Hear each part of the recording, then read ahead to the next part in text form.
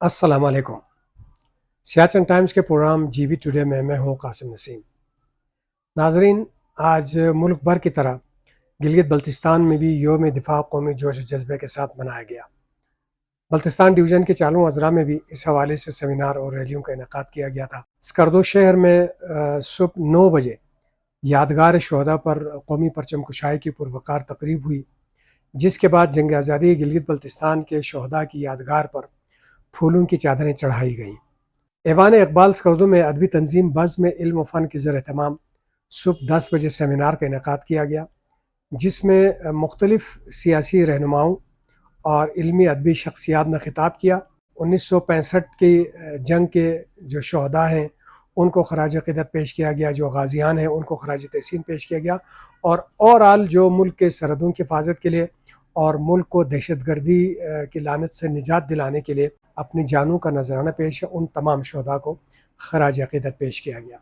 Gilgit Baltistan assembly में गुज़श्ता रोज़ पेश आने वाले अफसोसनाक वाक़े पर पूरे गिलगित बल्तिस्तान में अफसोस का इजहार किया जा रहा है, क्योंकि किसी भी कौम की पॉलिसी के हवाले से और अहम कौमी इशूज़ पर कानून साजी के लिए मुंतखब करके लोगों को असम्बली तक पहुँचाया जाता है, और ये तवक्को उनसे रखते हैं कि वो हमारे मसाइल का हल इस मुक़्तदर ऐवान में बैठ कर वो करेंगे, मुख्तलिफ़ उमूर के हवाले से वहाँ पर कानून साजी होगी। लेकिन गुज़श्ता रोज़ जो सिलसिला पूरी कौम ने देखा, पूरी दुनिया ने देखा, वो बहुत ही अफसोसनाक था कि अरकान असम्बली एक दूसरे के ऊपर चढ़ दौड़े और आपस में हाथापाई तक की नौबत आई। ये किसी भी महज़ब माशरे के लिए ज़ैब नहीं देता, और किसी भी ऐवान में इस तरह की सूरत हाल कम से कम नहीं होती। तो हम ये समझते हैं कि गिलगित बल्तिस्तान को आइनी स्टेटस दिलाने के लिए यहाँ के लोग जद्दोजहद में मसरूफ़ हैं। तो बहुत दफ़ा वफाक की जानिब से मुख्तलिफ़ कौमी फ़ोरम्स पर भी ये एतराज़ उठाया गया कि अभी गिलगित बल्तिस्तान में इस हद तक सियासी बालिगी का अमल नहीं है, मेच्योरिटी का अमल इस स्टेज पे नहीं है कि हम फुल फ्लेज सिस्टम दे दें। उन फोरम्स पर गिलगित बल्तिस्तान के रहनुमा ये दलील पेश करते रहे कि जमहूरी और कानूनी शऊर के लिहाज से हम किसी से पीछे नहीं है, लेकिन कल के वाक़े ने सफाई में पेश किए जाने वाले बयानात हैं उन सब पे पानी फेर दिया। और यकीनन ये बहुत ही अफसोसनाक बात है कि एक दूसरे के मौक़िफ़ को बर्दाश्त करने की हमारे अंदर हिम्मत और हौसला नहीं है, एक दूसरे के ऊपर हाथ तक उठाते हैं, जो कि इंतहाई काबिल अफसोस सिलसिला है। इस पे अरकान असम्बली को पूरी कौम से माफ़ी मांगने की ज़रूरत है, ताकि आइंदा ऐसे वाक़यात का इआदा ना हो।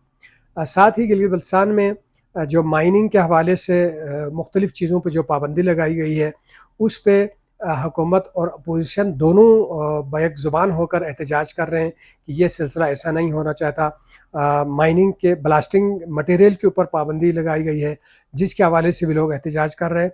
और स्कर्दो में एक उलमा कन्वेंशन मुनक़िद हुई, जिसमें गिलगित बल्तिस्तान के दीगर अजला से अस्तौर से नगर से भी उलमा शरीक थे, और इसमें भी ज़मीनों के हवाले से और माइनिंग के हवाले से इन इश्यूज़ को लेकर बहुत सख्त एहतजाज किया गया। और बाद में जो एक करारदाद की मंजूरी दी गई, उसमें भी मुतालबा किया गिलगित बल्तिस्तान की जितनी ज़मीनें हैं वो लोगों की मिल्कियत है और लोगों की मिल्कियत को तस्लीम किया जाए। साथ ही कहा गया कि जेम्स और जो मिनरल का शोबा है, ये यहाँ के लोगों का वाहिद ज़रिया है, मुआश है, इसको लोगों से न छीना जाए। और साथ ही ग्रीन टूरिज़म के ज़रिए उस करारदाद का मौक़िफ़ ये है कि मुबैना तौर पर जो ज़मीनों पर कब्ज़ा किया जा रहा है, उसको जो है सिलसिले को रोका जाए। साथ ही इस चीज़ पर भी तशवीश का इज़हार किया गया कि जो लोगों के हकूक़ की आवाज़ बुलंद कर रहे हैं, उनके ऊपर FIRs कट रही हैं।